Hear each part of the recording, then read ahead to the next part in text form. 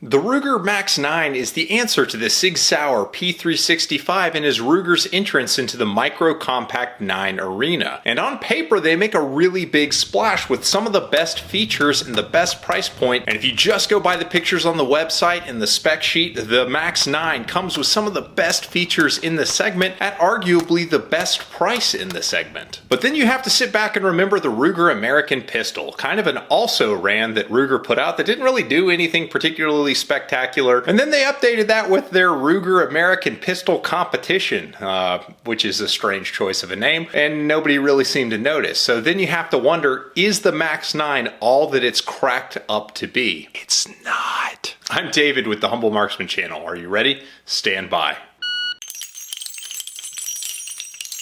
Welcome back to the channel, guys. I wish I could be more excited to be talking to you about the Ruger Max-9, and I was really excited about this gun when I saw the feature set that they put on this pistol to get one in my hands and do a review on it. And I'm not going to sugarcoat this for you. This is going to be a negative review. This pistol had to go back to the factory at Ruger because it had two issues, but we'll get into that later after we get through sort of the overview of the pistol. And the fact I had to send this back for warranty work, and I'm not going to say like the thing is dodgy and all of them have questionable quality. No, I'm just not going to recommend this for other reasons that we'll get into later. But while we're on the topic, I have to give Ruger customer service a shout out. Those guys are unbelievable. This pistol went into their warranty department.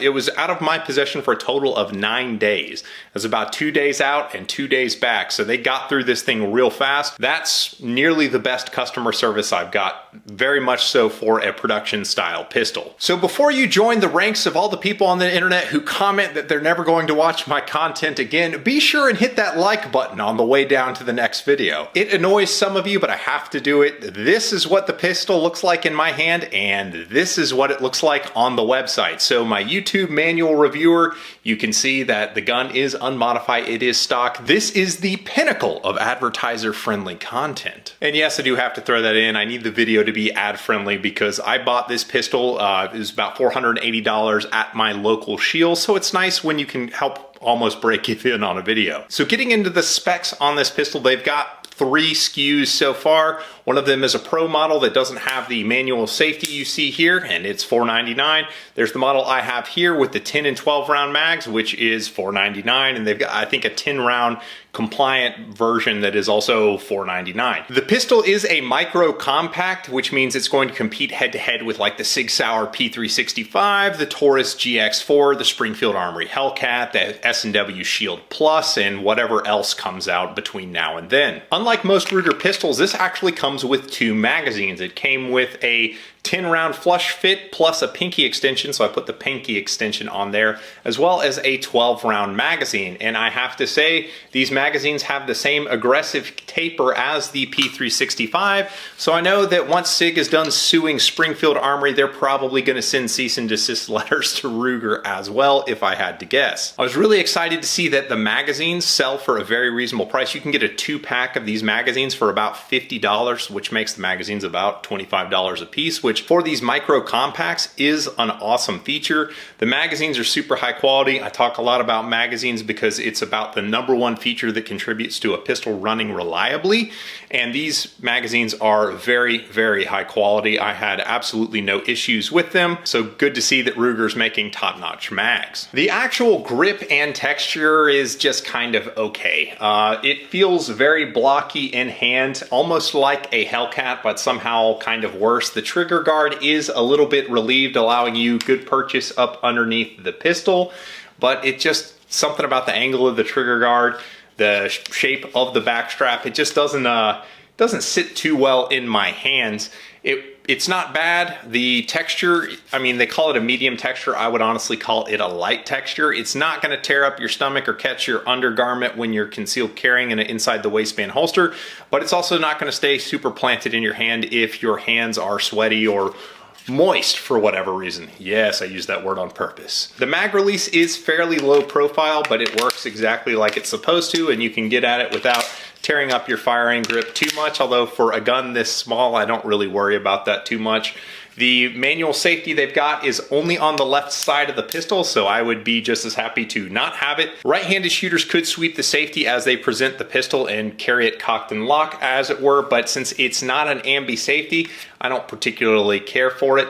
If it were ambi, I would use the safety and love it, but single-sided safeties aren't my favorite. The slide stop, and I'm gonna call it a stop and not a release, you can release the slide with it, it's just very difficult to do. It's honestly not small enough. It projects a little bit too much, and that causes some issues. We'll get into that once we go negative and you hate my guts forever. And the takedown on the pistol is kind of goofy. Now, I can't show you how to disassemble the gun, that's not allowed on YouTube, but I can tell you how it's done, and you do that by pulling the slide just out of battery to line up the top of this little hole with this little pin you see inside this trap door, and then you just use a punch or something like that to push through this little hole right there. It pops out a pin and then the slide comes off the frame, no problem. I don't love the fact that it takes a tool other than just a piece of brass to field strip, but for a concealed carry gun, I really don't think it's the end of the world. But where it really starts to get exciting on the Max-9 is when you get up to the slide. It looks fairly unassuming. It has a black oxidized slide finish. It doesn't look super great. It doesn't look as high quality as like a DLC coating would, but I'm sure it'll probably keep the gun from rusting like a champ, which is all it's supposed to do, and so that's fine. These slide serrations are functional. They are not bad at all. They do exactly what they're supposed to, but then you get to the top of the gun and that's where it gets really exciting. They give you a TFO front sight, which if you listen to the casual internet is the best sights you can put on a concealed carry gun. I don't necessarily agree with that, but it's still a very good sight, and what that means is it has a fiber optic front sight with a tritium vial behind it. So in the daylight, the fiber optic is going to catch a bunch of light and glow on the front of your gun, whereas once it's nighttime, the tritium lamp is going to illuminate the fiber optic, and the fiber optic is going to further gather any light that is available to make the front sight stand out a little bit more, and it certainly does do its job in dark environments. But the most exciting part is this blacked out target rear they have that is made to co-witness with the optics mount that they have here. They have a pocket milled into the slide that can accept something like 15 optics right now. Basically, it's all the optics that are built around the Shield RMSC footprint, so it's going to be like your Holosun 407K, 507K, SIG Romeo Zero, Swamp Fox Sentinel. Those kinds of optics are all going to fit on this gun, no problem. And I did shoot this gun with a Romeo Zero mounted on it, and the co-witness was about a lower 1/4 co-witness, which was very, very good. And that's going to bring us to the trigger. And unfortunately, this is where we're going to start to go a little bit negative on this review. The actual trigger shape, the ergonomics of the trigger, it has a trigger blade safety that goes all the way flush, and the shape of the trigger is a recurve trigger. It's kind of thin. It has excellent trigger reach. It feels super comfortable. There is a very light take up, and then you get to the wall. And that's where it starts to go bad. You could charitably call this a rolling brake, but what it really means is there's a lot of creep in the trigger. It's like a double action trigger once you get to the wall. It's very creepy, like it just keeps going and going and going. It's a very smooth creep, like it's like it's on a ball bearing almost, like it's only maybe 3 hitches before it gets to the actual wall right before you break the shot, and then it releases the striker. The over travel's not too bad, and the reset is a little bit long. It's not very forceful. It doesn't push your finger off the trigger. The trigger pull weight is very manageable at 5 pounds. My 5 pull average was 5 pounds 2 ounces, which is actually a pretty good trigger pull weight for a gun this size. So why am I going negative on this gun with respect to the trigger? Well, this is a self-defense gun. I recognize that it's not meant to be like a target gun and you're going to get extreme accuracy, but the trigger is so creepy and there are so many little false walls and hitches and starts that shooting it predictably and accurately is difficult to do. What's going to end up happening is when you think you're going to be on the wall and then you pull the trigger, you're going to use too much pressure, you're going to jerk the muzzle down, and that's going to lead to low shots because the trigger has honestly about 1/8 of an inch of creep when you pull through the darn thing. Lots of guns have creepy triggers. It's not new in striker fired guns. However, these guns all aren't 18 ounces. This is an 18-ounce gun with a 5-pound trigger and a trigger that is very creepy.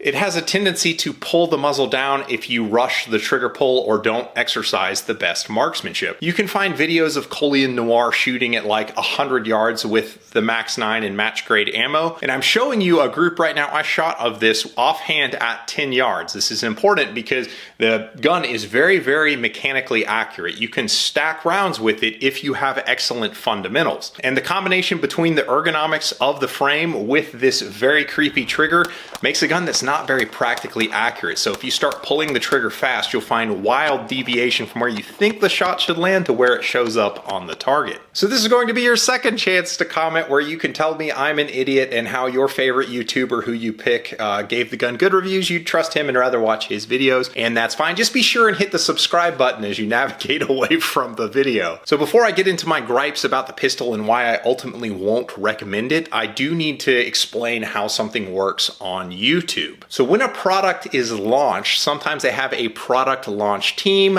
You've seen this in the past, like with the Hellcat. They sent out a bunch of Hellcats to a bunch of like YouTube and Instagram influencers, just so that they're like a carpet bomb of content comes out. FN had a much smaller release of that when they did the LS Edge.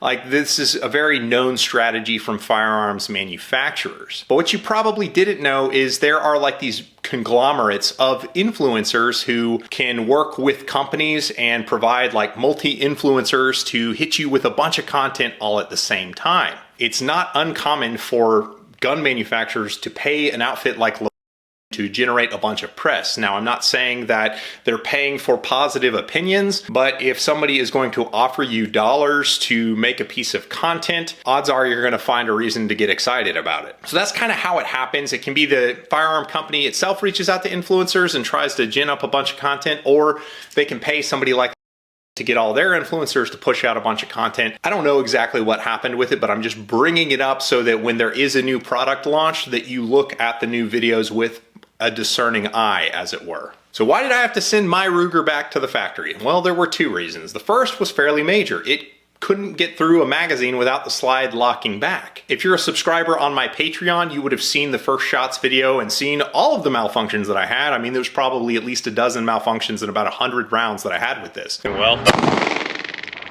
it's I fired about 7 rounds without showing you guys, and it's locked back like 3 times on this magazine. Took the gun apart and lubricated it to see if it's gonna work, but this is going back to Ruger, I'm pretty sure. And what would happen is the slide would lock to the rear when there was still ammo left in the magazine. For those of you who have diagnosed what's wrong with a firearm, immediately you're going to think about the slide catch. And I mentioned earlier in the video that I think the slide catch is an issue. Yeah, there it is. One hand only, locked back on its own. And it's not just my gun that has issues with this locking back. Shoot Well and Often was a video that I found where he had the exact same issue where the slide would lock to the rear with ammo still in the gun. And Honest Outlaw, in his first shots video when his wife was shooting, she had her thumb like this and it bumped the safety and locked the slide back. It only happened once on camera, but it is an issue with how this slide catch is designed. Now, when I send it off to the factory, they replace the frame and send it back to me, and I haven't had any of the issues that I didn't cause. There was one magazine, and I think I probably put another 150 rounds through the gun once I got it back. There was one magazine where my thumb did get on the slide catch and I locked the slide to the rear. So I don't think that the slide catch is well designed. I think that's going to be an issue that many shooters run into with this pistol, although you can see literally dozens of videos on YouTube right now of people shooting this gun and not having any problems. So that was the first issue I sent it back for. The second issue is that the sights are off. When I first shot the gun, like a boss, I sent the target back to 25 yards and tried to print a group, except for all my shots were 16 to 18 inches low. All right. Let's see how it is. We're gonna shoot a 25-yard B8. Not the brightest idea to get used to a new gun. First shots ever on the Ruger Max-9. It's a little snap. And it's at this point I have to qualify myself, because if I don't, then you're gonna let me know in the comments about how I suck at shooting, and that very well may be true, but my fundamentals are at least okay. So I am a master classified shooter in both USPSA and IDPA, and I don't throw that out there to say that makes me the best bullseye shooter, because by no stretch am I a good bullseye shooter, but I know how to zero guns and I can print really small groups with guns given enough time and enough patience. So I mentioned on the phone to Ruger, and their customer service, as I mentioned, is phenomenal. From the time I dialed the last number in their phone number to when I hung up the phone was less than 10 minutes, and I already had the return label sitting in my email box. I managed to hang one on there, which is piss poor.